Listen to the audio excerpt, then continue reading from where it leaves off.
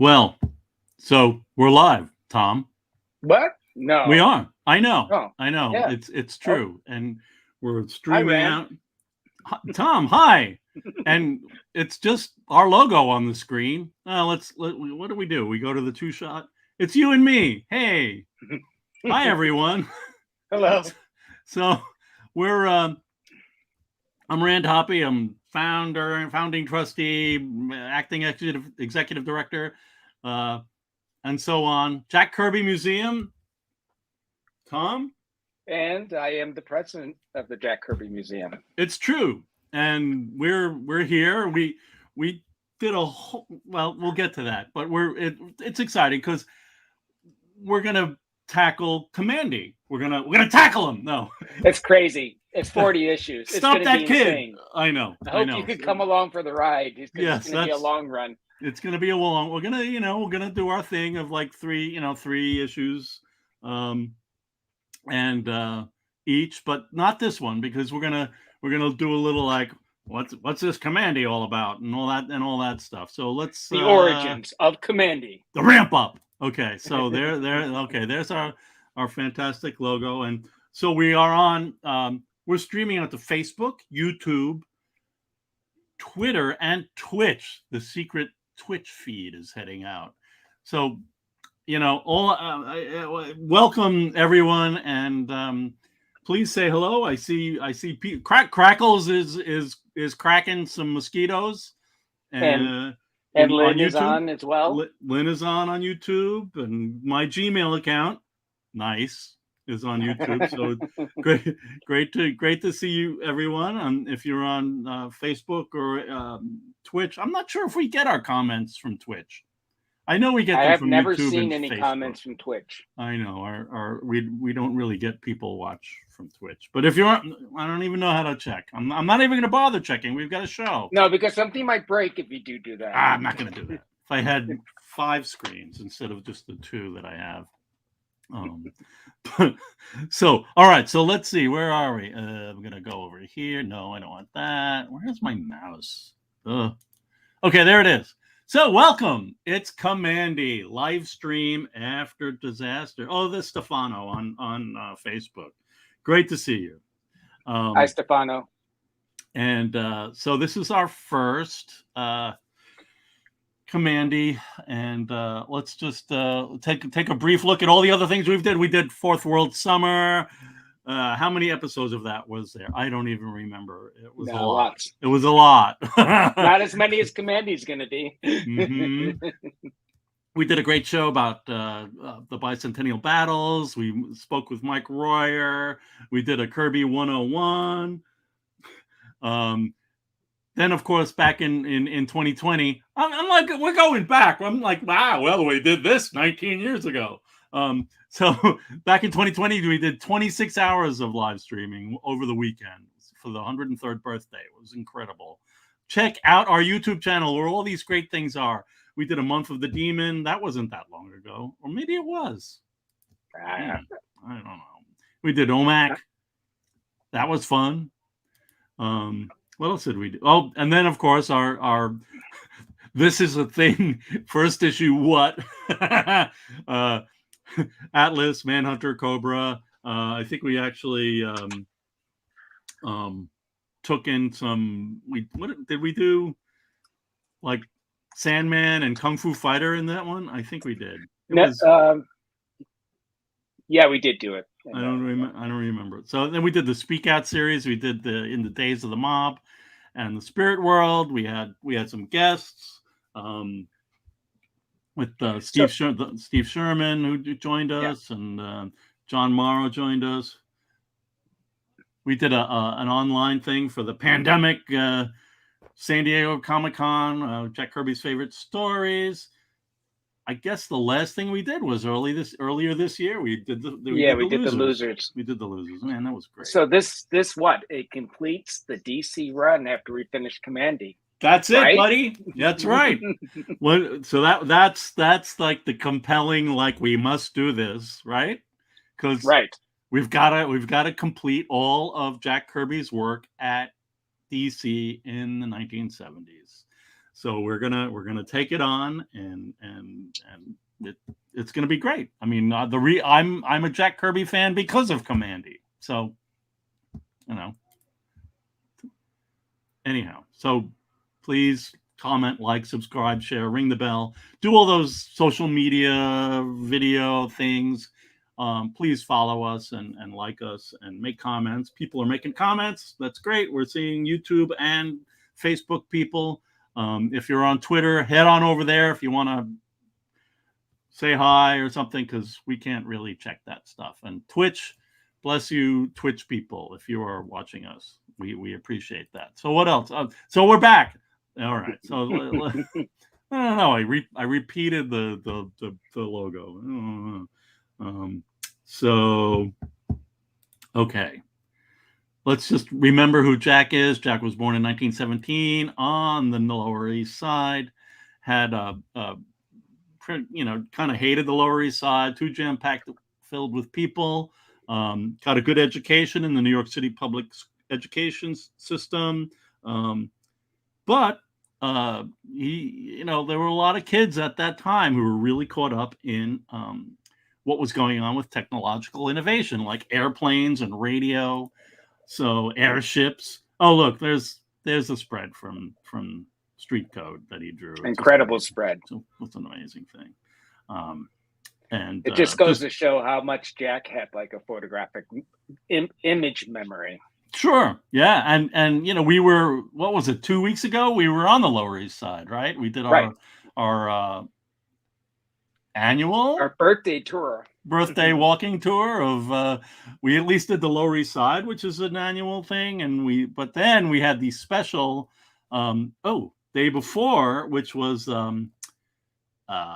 we were on the island known as Long Island, and we visited we visited Brooklyn and saw some places in Brighton Beach and Homecrest, where Jack had some addresses that we were able to match up with some photos, and out on Nassau County, where he and Roz raised their kids like 20 years from 49 to 69, where the Marvel Universe was born in the basement over in East Williston in Nassau County. So we were there. We check out the YouTube channel to see that stuff. Kind of there are some fun moments. I don't think we'll talk about the most hilarious moment that happened, but it's a good thing. Yeah, that's right. Roz Rules on from YouTube. Yeah, is that Yancey Street? Looks like it, right? I mean, there is a street there's a street on the Lower East Side. Jack and his family, his parents and his brother lived there for a while on Delancey Street. So we imagine that's what Yancey Street came from. Okay, and Ronald says, there it is. It's his first comic. So that's pretty cool. Yeah, for me, Kamandi #1 was my first comic that I spent over $1 for. And my mother was with me. We went to a comic book store. You spent $1? No. I spent over $1 for Kamandi #1. I spent $40 for it. My mother looked at the cover and said, "It's only 20 cents. Why is it so expensive? I can't believe you're spending that much money on a comic book." Okay, Mom. All right. So where are we? Oh yeah. So then, of course, what's the golden age of comics? What's the golden age of rock and roll? What's the golden age of science fiction? When you're 12. Anyhow, so that's this is the story of this is a painting by Steve Rude, and that he was commissioned by John Morrow for their Streetwise trade paperback collection of autobiographical comics. And this is Jack finding a pulp magazine in the rainy gutter on the Lower East Side, and the cover apparently was this image, a Frank Paul painting, and it blew Jack's mind. And it kind of took all of his stuff. He knew stories from his mom. He knew science fiction from pulps and so on. He knew movies, radio, comics in the newspaper. and then he saw this, and it just made it all come together for him. So this is that I sometimes feel like that experience that Jack had looking at this cover is the kind of thing that he kept working to bring to his comic book readers. So that's pretty cool. So he did become a comic book professional, of course, and he did co-create Captain America with Joe Simon. Huge success. Really was just a big success. I'll say it again. And then of course they jumped. They didn't like the way they were being treated, so they moved over to National Comics. We would call them DC, where their Boy Commandos. I mean, there were a bunch of other things they did, but their Boy Commandos were, number 3 seller after Batman and Superman. So they really they were on the cover. They were mentioned on the cover more than other guys. They were house ads talking about Simon and Kirby. So they were the big deal. But of course, there was World War II. Jack clearly had some other than the horrible experiences of growing up in the Lower East Side, had some pretty horrible experiences in European theater in World War II. So there's some artwork, and they came back and they became very successful with Romance Comics. We're getting to Kamandi. I just want to provide some context. It's not all right. It's 12 minutes, but still all right. So big success with Young Romance. And here we go. So one of the comics that they worked on in 1954 was Black Magic magazine for Harvey. And one of the great stories that they did was called Lone Shark, and it was a shark. It was about a shark who was conscious, and it's like the shark is actually the narrator of the story, and there's he gets captured. And it's still, all the captions are all about the shark being smart and reacting to what's happening to him. And then sadly at the end, he's going to go get, he's basically, under sedation, and they're going to explore like what's going on with this, why this shark is so weird. But he had been near some radiation, and he had grown a second brain. Okay. So a smart shark. 1954. Then what happened? Look at this. It's Kamandi of the Caves. So Jack, the 50s were so goofy for the 50s were so bad for comics. What with the kind of explosion of the industry with the newsstand distribution and the what is it, censorship? Just weird conservative stuff. Where Jack started pitching newspaper strips. And this is something that he did from 1956 called Kamandi of the Caves. And we're lucky enough to be able to have some scans from our original digital art archive of some of these pencil pieces that were never inked or lettered. This is pure Kirby. And except this one is kind of a bad photocopy.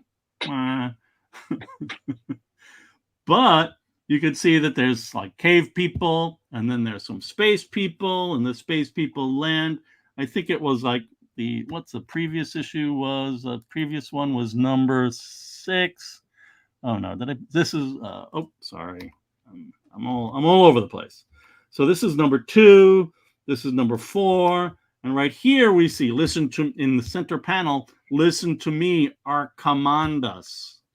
And he's talking, this space dude is talking to this young boy, and the caveman is watching what's going on. And it would appear that this young boy ends up on Cave Planet, by left there. Can't really make the story out. But there is this cool fight. Yeah, that's great. That's all we've got. That's awesome. I guess that our commandas is is Kamandi, and Kamandi, my guess is he's gonna get on that planet. He's gonna get raised by Cave Guy, but he's gonna know that he's like a space guy. I wonder where he came up with the word Kamandi, in this context, because obviously later on it refers to something else that we'll talk about. That's right. Yeah. No, I know. Yep. So so that's Kamandi of the Caves from 1956. And then what happened? What else is Rand going to show? Oh yeah, it's Alarming Tales. So there's this great story in Alarming Tales in 1959 that Jack did for Harvey, and it's about what a scientist goes to the future,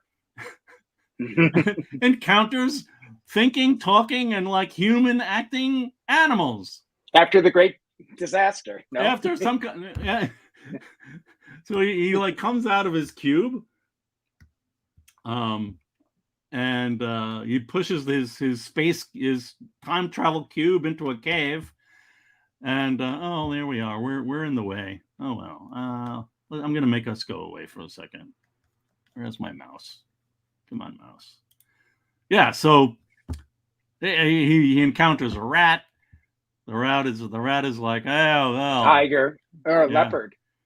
Oh yeah, dead tigers everywhere, wearing clothes. And then he meets the rat, and then the rat people conk him out. What a rat! So rat-like. And then he says like, well, we want to learn how to make atom bombs. And he's like, what, atom bombs? And then of course he's still tied up, and then the rat says, we've learned things from Nazis. We're going to torture you to learn how to make an atom bomb.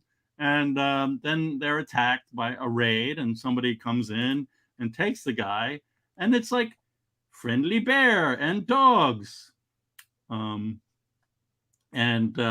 dogs, look at that one guy in the upper left-hand panel there. It looks like, somebody who's in the Kamandi comic. I'm going to put us back. So, he meets these dogs, and it's all the characters that would later become Kamandi. We see a lot of this stuff in Kamandi, so it's just cool that, like, back in '59, Jack, was taking his science fiction brain and and then he decides that he likes the dogs. The dogs are not rats, and he actually gives them some. Oh, okay, Lynn. Yeah, you're right. There is a quote from Carmine. It was like, I had the idea. Yeah, the idea. He gives them some hints as to how to make an atom bomb, and then gets his cube out of the cave, and that's it. So yeah, there we are in 1959. It's pretty cool. Then what? La Planète des Singes. Fantastic. And that was 1963. And so there's by Pierre Boulle, who also wrote The Bridge Over the River Quad. Yeah, whatever. Okay. So it's a I don't know, it's kind of a not the kind of thing that he wrote, but he wrote it, and it was I don't even want to get into it, but he did write it in 63. People love saying, like, well, obviously Pierre got himself a copy of the Alarming Tales comic and said, well, how about that? Who knows? I don't know. People in Europe can get American comics even back then. So, and then we have in Thor. In 1966, we have Thor. We have the High Evolutionary and the those guys. Who are those guys again? I can't remember. There was the Man Beast and these fantastic animals that were, again, Jack, like, oh look, there's some original art from our digital archive. Very cool. anyhow, so yeah, it's again, it's something that what's this blank page? All right. So yeah, Thor is looking for Jane. Jane is on, Wundagore Mountain with the big high evolutionary, and she's teaching the animals the animal humans to read and stuff. And Richard Kalkman from the Kirby checklist made a point to mention that there do appear to be horse people here. There are no horse people in Kamandi. That's true. Yeah. There's also rhinoceros, it looks like. I don't think there's any rhinoceros. No, that's right. That's right. Well, we might have met them, but at some point. Yeah. But yeah, they're riding horses in Kamandi, as we will see. But yeah, so there's again Jack with the ideas of the animals that walk and speak like men. 1966. I don't know. These scans, I got them off the internet, Well, not like the Kamandi scans. Ah! Zebra. Yeah, there was a zebra there, Crackles. That's right. And Lugo is checking in from Canada. So there's some more, high evolutionary. All right. So then we've got what? When did the movie come out? 68? 69, I thought. 68, 69, The New Men. Thank you, Lantern Zone. Yes. So Planet of the Apes came out. Big hit. Great movie. Incredible ending. Look at it. I'm a spoiler alert. Spoiler alert. I couldn't believe whatever. I just was very entertained. They put out this beautiful box set of Planet of the Apes VHS tapes that I bought. There's the Empire State Building. I mean, the Statue of Liberty right on the cover. All right, whatever. Everybody knows, right? Okay, so it's a great movie, a great reveal. And there are, I did not pull out some of those other, I think, science fiction pulps or novels that used a Statue of Liberty image that are out there, but they are out there, so kind of cool. So then Jack leaves Marvel, and then what? He goes to DC National, starts putting out all this stuff. We've done the Fourth World live streams and all these great comics. 48 comic books published from August 70 to 72 for 26 months. I don't even know, so that's 60 stories, because there were all those short stories and all that stuff. He was, there's a line from Steve Sherman where he talked about Jack talking about the Marvel explosion of the early 60s and how Jack called it a blitz.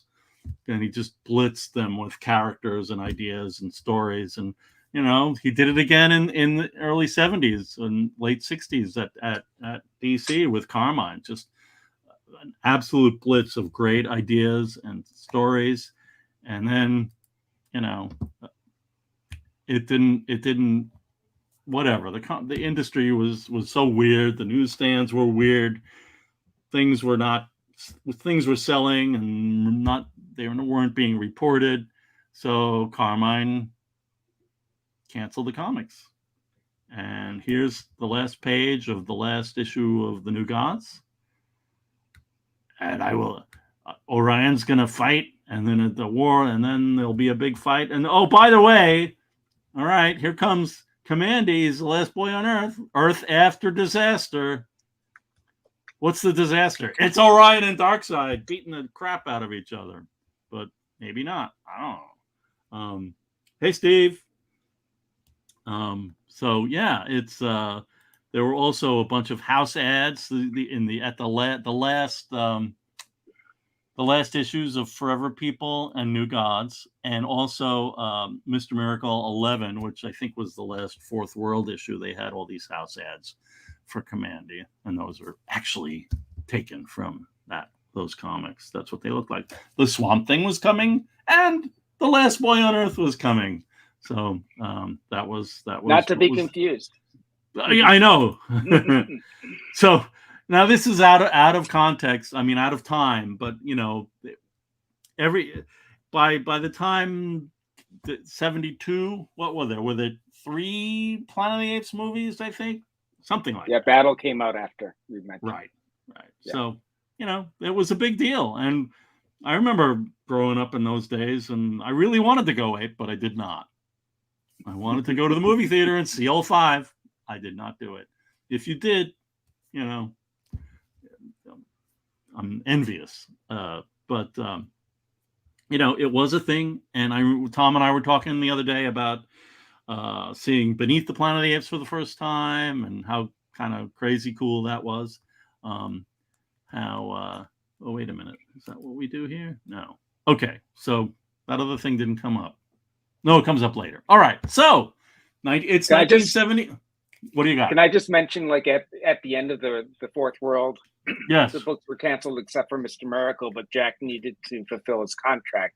So That's he right. came up with Kamandi, the Demon, and what else? That's it. First issue special stuff. Yeah, the first issue special stuff. Yeah. So what is that like? No, that's pretty good. Let's go with that. And we don't block the art.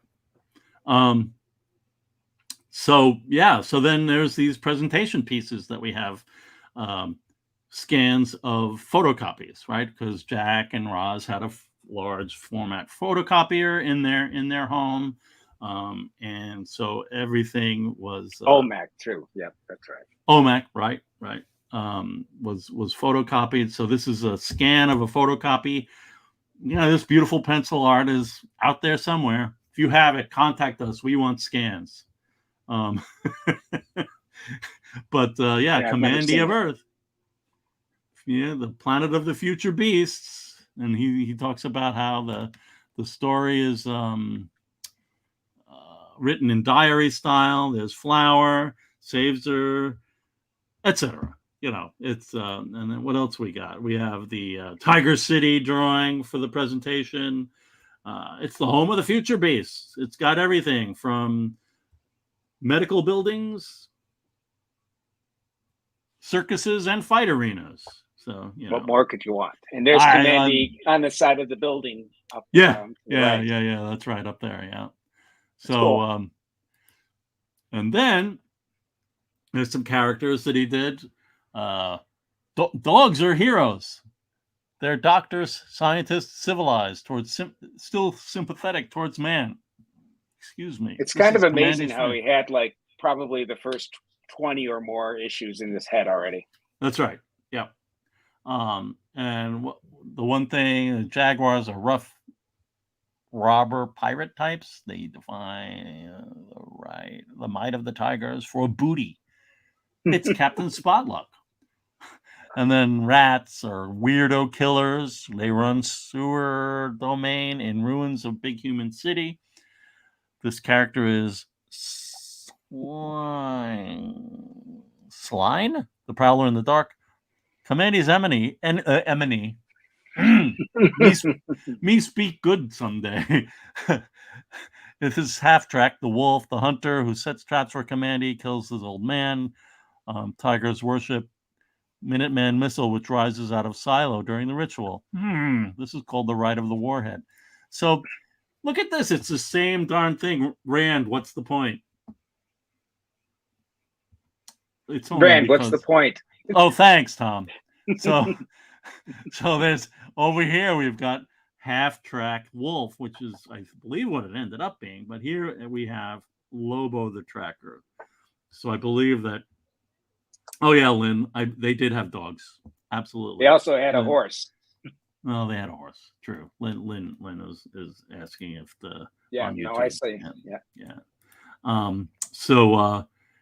And it's interesting. I mean, this is clearly a photocopy of the same piece of paper. Jack has changed Lobo's name to Half-Track and has signed and dated it. So that's, I don't know, interesting.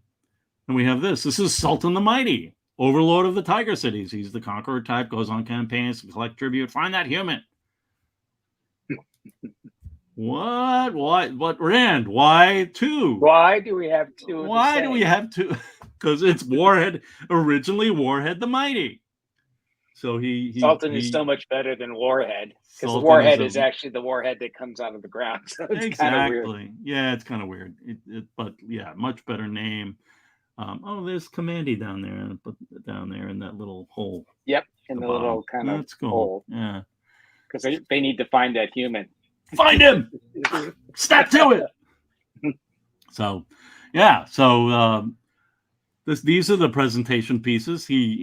Jack would have talked with Carmine, as Lynn mentioned earlier. Carmine. Certainly there's a quote from him saying that was my idea. Yeah, maybe it wasn't. Maybe it was like, do something. But look at this is all Jack's stuff here. So where do we go? Oh, look, it's again a scan of a pencil photocopy.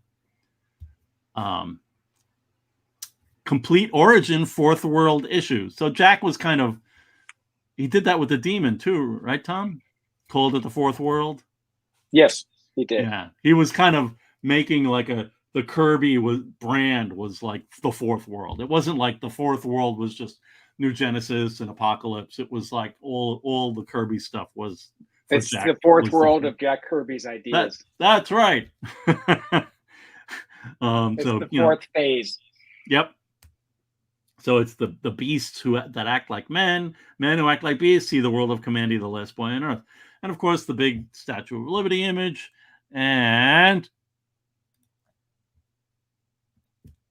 you can see again another photocopy, and I've kind of lined them up. You could and this, it looks to me like, I don't know, he either rethought it or showed it to somebody and got some notes or whatever, and I think he erased that smaller Kamandi, because all the other lines are they're exactly the same. Yeah, totally. Just the random dots and the squiggles and the chunks on the statue, other than Kamandi. So it's like, yeah, make it bigger. But then, oh, what the heck is this? They made it even bigger. Made Kamandi huge. I want him bigger than the Statue of Liberty. That's right. Yeah, I don't. We don't. It was a good move to enlarge Kamandi, and I think this super huge is not great. But we'll see on the next screen here. Oh, by the way, our friend Mr. Kraft had this amazing project where he did all this amazing work and beautiful design and all that stuff, and with IDW put out this book called Jack Kirby Pencils and Inks. So we're 2016. 2016 that was. All right. Yeah. So we're a lot of the I'm like, I got to make a Kamandi 1 presentation. Hey, Tom, you want to send me all those files that you made for that book? Because they're beautiful. So that was what that's all about. And then this is the front and back cover for our special museum edition. Yeah. I prefer this cover more than the first one, obviously, because it's got Jack in it. Yeah. I shot the photos too. Yeah. So I still like the other. If you can find that book, it's worth getting. And is there going to be a trade? Is there a trade? There is not a trade. There was some talk about reprinting it, but it hasn't gone anywhere yet. Right. That's it's a beautiful book, and we actually do have in our archives. We have some. We probably have 2 or 3 more of the museum edition with a tip-in sheet with Mike Royer's signature and numbering. So we numbered. I guess he numbered 10. He did 10. No, he did 25. I think 25. 50, maybe, but we have 50. I think actually. I think we only have like 4 of them from the. Yeah, we sold so low many numbers. Of them. Yeah, we sold them at shows and we had auctions for them. So that's so Demon 1, Kamandi 1, and OMAC 1. Pencils by Jack, and then inks and letters by Mike Royer. So just a beautiful thing. So here's the cover, inked by You're Mike. welcome, Ron. Oh. It definitely was. Oh wow! That was, I wasn't even able to read that. Yeah. Yeah. It's great. The library had a copy. Very cool. Yeah, that's amazing. And actually, we were in. I was in San Diego like the year or maybe 2 years after at a panel, at the Kirby panel, and one of the panelists held up the book and said that this is a great tool for schools because it shows how inking is done, and it was being used right in education. So what's this all about? It's beautiful and it's incredibly compelling, and there it is published, and that was a very exciting thing. I think it might have been my first expensive back issue as well, like going to a comic book convention and trying to find one. Did I spend $10 on it? I think it was exciting to spend $10 on a comic, and Kamandi was definitely it. But the point is that this image here, Kamandi, is actually blown up from. Oh man, go back in time. Come on, not forward. So this on the right. This image on the right, did I guess Mike inked it, and then you had an anecdote from Alan Kupperberg, the late Alan Kupperberg, who was in production at DC on your What If Kirby site, right, Tom? Mm-hmm. And he said that he was the one that was tasked with taking the art and I guess statting it larger and placing it. And he was very apologetic, I think, if I remember right. Yeah, I mean, it's just one of those things. Like that version that it came from, it would have been fine. That's just my take on it. It would have been fine, but if people have to fix things, we always have to, in the production department or the editorial, probably Jerry Serp or Jerry Serpy. Serpy, yeah. Yeah. Lantern Zone is asking who the colorist was. So that's who was the guy? Jack. I'm forgetting the name of the guy. Jack, who was the head of production. So anyhow, and the colors are pretty good. I like the colors on the statue, and I actually like the colors on the issue inside too. I didn't make a note about if they were. I just like the way the animals were colored. So let's get into it. Here we are. It's The Last Boy on Earth. Jack Adler. Thank you, Mark. Mark over here, Jack Adler. Thank you. So what we have our one of our side by side mega side by sides. You can see the what Jack did, what Mike Royer did, and how it ended up getting printed. It's pretty cool. I admit that I really like Mike's design work, where he makes thick borders on panels and posterizes things, and it just show emphasis. It's lovely. I think it adds to the story. I think he was told not to do that at some point, but when he does do it, it is really enjoyable for me. So here's Jack. Kamandi. He's heading out. He's in a raft and he's paddling. Yeah, it's the first time that he was actually out of the bunker. Yeah, because he mentions that. Mm-hmm. And something happened in the past. It's a natural disaster linked with radiation. It's beautiful spread.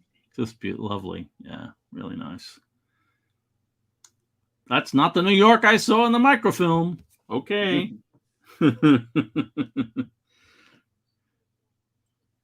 Crackles does not like the thick border panels. Okay. So, Kamandi's remembering things. Oh, there's the color version. Can you just go back a second? Sure. Just back and forth.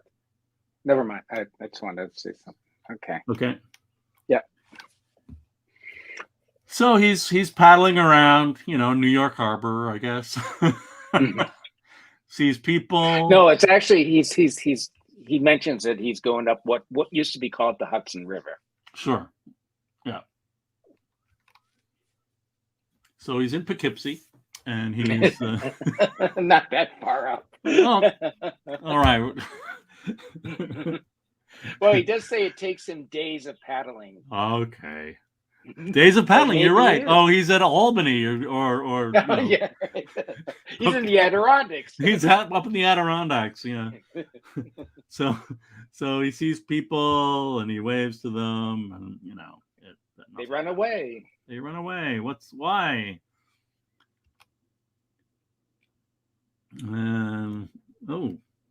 So he there's an explosion.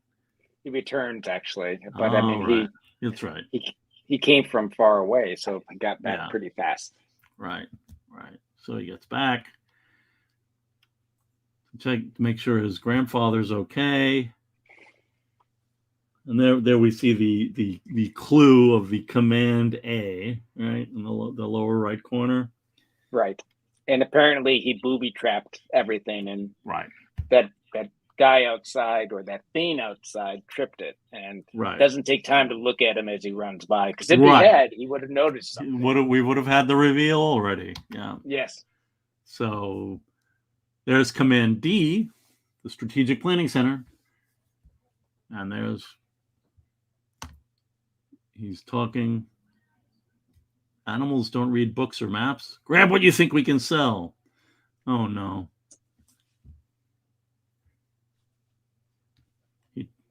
You cold-blooded murderers. Pow, pow, pow. What? Steck, what happened? Oh, Kamandi killed that guy or took him out. And then the guy shows up and he's like, what? You're a wolf. I must be having nightmares. It's a wild animal that talks and totes a weapon, says the wolf.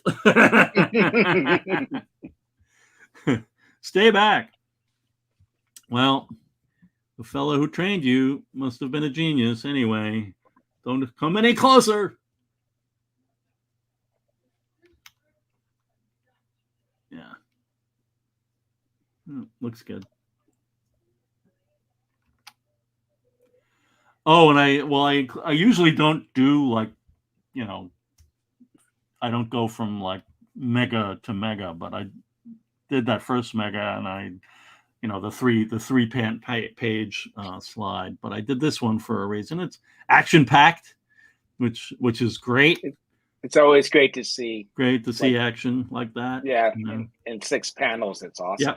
Yeah, really nice. And I realized that there was some tape markings there on the bottom right, and saw that there was continued on third page following, which then, of course, I guess the production people needed to get that continued in there and couldn't put it in the panel, so they cut the panel out and moved it up and took out a little piece of the bottom of the panel above it. So zippity doo dah, but it's one of those trivial things that are kind of cool to see, like how production needs to do things. But yeah, he fights the wolf. Oh, and there it is. There's the tape stuff. So, all right, we're moving on. Okay, well, they're going to keep fighting. Oh, power on. So Kamandi does the he's up and he's up and the wolf is in the water. So Kamandi and he's a dummy. That's right. Because he doesn't see it. It's like, dummy, moron, you're gone. All right. So then he's out. Now what? Goodbye, grandfather. All right. Well, and he learned how to drive these things in some of the movies and stuff, training stuff. Yeah. I'm gonna put Lantern's comment. Army surplus things. Yeah. Turbans. 6-panel action is just great, and it's really fun with those few 9-panel action pages. But 6 is just fantastic. So good.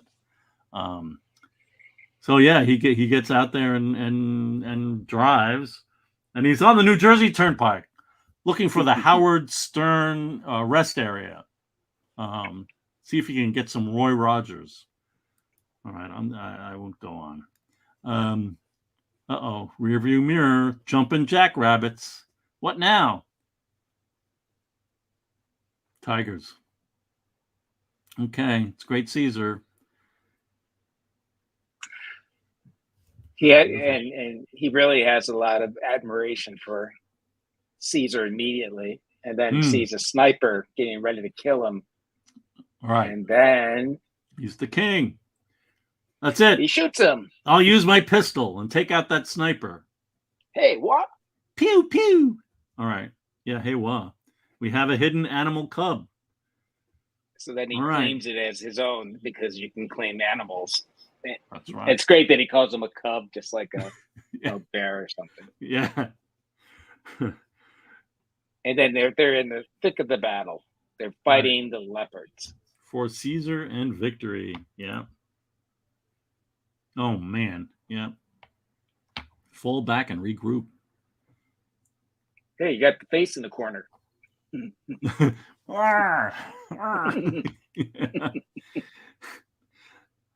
Okay. You're just going to keep going. Action stuff. And he can't protect his cub, take him. So he hands Take him that off. cub. Take that cub and put him in a cage. Take him away. Right? Yeah. Yeah. His head is spinning. Okay. Now what? He's in the kennels. The royal kennels. Yeah. Well, it's a sad fate for man.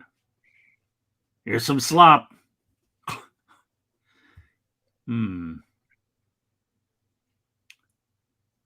Kamandi's going to escape or die.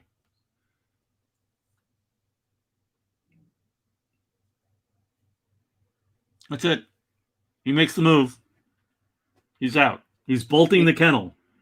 He thinks he's out, but he's really not out. I know. He needs a cleaning anyhow. Okay, so it's is it a madhouse? No, it's not a madhouse. Okay. That's then they dress him in a nice little pet. Oh, they put him in a cute little suit. Oh. And we're gonna go and worship the warhead. All hail the war. Ruben, how you doing, Ruben? Good to see you over on Facebook. So then the warhead, all hail the warhead, and he knows what the warhead is. And they're worshiping it like a religion. Yeah, it's like what? That's crazy. Drop that weapon. He knows what I'm doing. Okay. Don't do it. And he grabs his whatever that thing is. It's a laser thrower because he wants to ignite it. And basically he's kind of committing suicide here. Yeah. Wow. Okay. I just put this up because it's a scene from Beneath the Planet of the Apes when they're worshiping their warhead. That's the warhead back there. So, very much from the ape, the world of apes still. Yeah. All right. So, oh boy. Hey. So Canis takes him and he's see one thing that Mike would sometimes do, he did it a lot, is like have open panels and for some reason, DC always felt that they must put these colors in the background. So the top right panel, it's just like them trying to do it and realizing there's nothing there, so they're putting it around. It just looks so weird. Yeah, it's pretty awkward. Yeah. They didn't like that. Mike, I believe, told me at one point they didn't like the fact that he left the panels open. Right. Okay. So Canis is like, hey, I'll take care of you, and puts him on a leash and takes him away. Basically, he saves him because they were going to like pretty much kill him. Yep. And basically, he convinces Kamandi that there's more to live for, that there's something else that you should see, and come along with me. Yep. So what now? You're going to teach me to fetch your slippers? First panel there. It's great.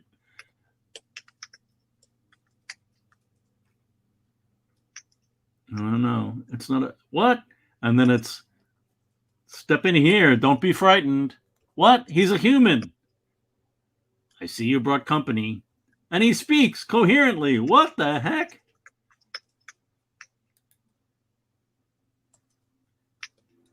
Wow.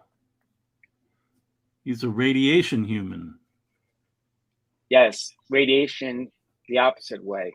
It's like a bomb. Yeah. And if he has a disc over his heart, it's called a where does it say it there? Cyclo heart, bottom. Cyclo heart.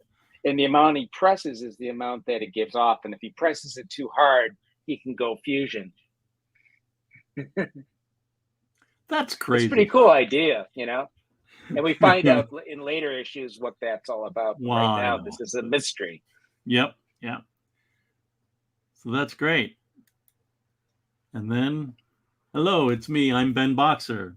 And you're real. I'm as real as you are. Thank heaven.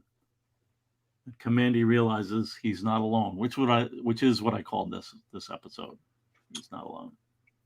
So what's nice about this is it's like emotional for him, and it gives him purpose, because at the beginning of the book, it's like he got out and it's like, I don't even know where to go. Right. And now he feels that he has some kind of purpose now that he knows that there's at least some other human being that isn't an animal. Right. It's true. No. It's nice. It's a nice ending, and it's a nice story. And there's a shocking discovery unearthed in what remains of a once great modern city. Get ready for the year of the rat. Okay. We have a time capsule essay, Welcome, by Mark Evanier and Steve Sherman. It's kind of a, what's going on, and we'll send us your letters. But this is great. Very, very, very exciting. One, probably part of the presentation that got used in the book rather than just presentation. Well, there's a continent, and it was so cool to see this. Just because it laid it out, and you could imagine all these great stories that could happen. The guerrilla communes and the Tiger Empire and the undersea New York rat network. And a leopard sea pirate. Activity. Wild human preserve, jungle area tracking site. Yeah. So intelligent killer whale raiders. Dominion of the Devils. So yeah, I mean, just okay, I'm ready to read more comics, because Kamandi's gonna experience all this stuff. Looks really great. And that's it. That's the end of the story. But we have a few things here at the end, so we want you to comment and like and subscribe and share. Push the button, click the bell, take the notifications, because the plan is for us to do this weekly and get through all of Jack's stories, 3 issues at a time. I'm assuming that we'll be able to do that. We've done that in the past, so I guess we'll blow through them quickly. But anyhow, what did I do? I did like a half hour of like, where did Kamandi come from? And look at this and that. So, we're here at almost an hour now, and we've only done the one issue. But ring the bell, take the notification. So, what am I looking at here? What's this all about? So this is actually the work we've been doing on the digital archive, all of the scanning that we've been doing since 2006. We've been cataloging everything and building up basically a database of everything we have, including a catalog based on a bunch of resources, including the Jack Kirby list. And so we have a lot of stuff that for some of you, you might remember the What If Kirby website I worked on years ago. This is kind of like an idea to bring that back, but for the museum and for members and provide some value to everyone, including collectors and researchers, historians, anybody who likes Jack Kirby, anyone who likes comics that wants to see original art or understand or do research. So that's this idea. Yeah. So it's kind of the whole. We've got a section of it that's like the catalog raisonné for Jack as an artist, but then there's a lot more going on, and the challenge is to actually we're going to need to get some real programming help, right? Like developer help in order to take go to the next slide. This data that's we've compiled and take it and turn it into something that's like an active, fun, interesting website. So that's right, where you can almost collect, you can look through things, collect your own things. You could, it's going to be less commenting and everything because I've learned from What If Kirby that Facebook pretty much took over all that stuff. So it's true. It's a lot less of that. And it's more research. It's more enjoying the art for the art. It's going to be a gallery section that you could zoom in really, really deep into some of the photos. We're not going to put literally everything up. The data will be there, so you can search for things. The data will be there. Not all the images in the digital archive section, but in the gallery, we're going to feature historically significant pieces that you can zoom in and do a lot of things. There's a lot of technology now since then that's pretty amazing. So part of the funding that we need will be researching and trying to use the latest technology to view things and to comment on things and to learn from the images. And there's always a way to interact with it, kind of like it was in a certain way, because if there's a typo or something that, obviously we can do that. So here's kind of, what is this? This is like a, so these are our mock-ups, early mock-ups. Just an early mock-up. Look like. This is only one of the pages, but we're designing everything. I have a background in interface design, and Rand has a background as well. So together we're collaborating on the direction of the design, but the big thing is that this is a huge site, unlike What If Kirby, which is kind of small. This is going to be huge with a lot of data, a lot of programming, a lot of stuff way beyond my abilities. So we really need help to actually build it, and Crackle's when. So when is when we get the money to build it. And whenever that happens, then we can start it. We're looking at phase one of mainly doing discovery, figuring out the technology, figuring out what we need, and then getting like the back end kind of built so we could start importing data from our databases that you saw earlier. And then phase two will be actually building out more of the front end, and then phase three will be launch. So that's the kind of ask, or what is it, a call to action from our fantastic Kamandi live stream premiere, and we're gonna keep asking about it, and hopefully we'll be able to get to a point. I mean, Tom's you've been talking with people about what it would take, and what resources we need. So it's something that in a way, this kind of thing is kind of really exactly why the Kirby Museum. I had the idea for the Kirby Museum back in 2004 or whenever that was. I don't remember, but it was like, let's get his his work and get it out there so that it's codified and searchable and all those kinds of things. And the Kirby checklist is fantastic for that. But really, yeah. I mean, all this is. I'm sorry. Go ahead. No, it's all right. We're just, as you mentioned, we're looking at the Grand Comics database, looking at the checklist, doing our own research. So but just to mention that, since we're a virtual museum, virtual meaning that we don't have a physical location that is to exhibit and show things. This website, this collections website is extremely important to us and getting it out there. And we've had so many comments and so many wishes for people to do this. We also get a lot of the media that comes in, and we've been supporting gallery shows and exhibitions in Europe and the United States and publications. And every time we do, they don't know what we have. We have to give them lists of things. And so once this is online, part of it we'd like it to be is almost like a shopping cart of if they're doing an exhibition, they can go through our stuff and they could figure out what images they might need. And it's also a source of income for us because we have to do the research and we have to charge an image fee. So this is all very important to us to get it out as soon as we can.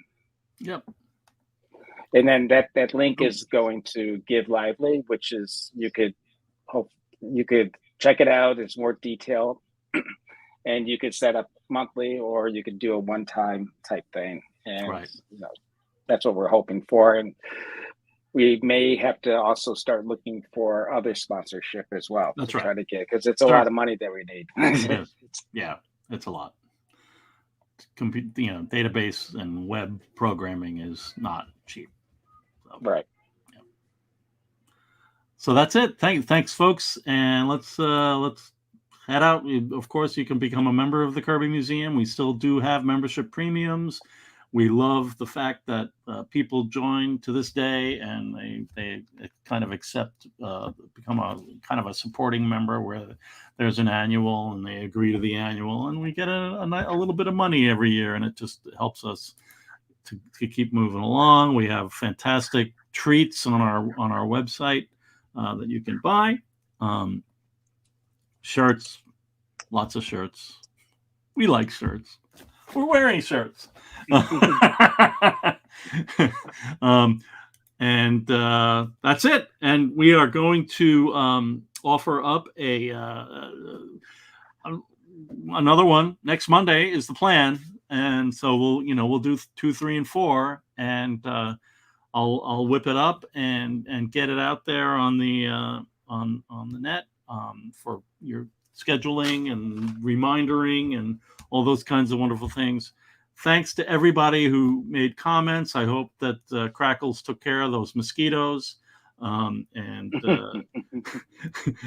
it must be very late. It must be very late in France. Very late. It's like 2 in the morning. It's 2 in the morning, and he's fighting mosquitoes. There's a lot of mosquitoes in this house, apparently.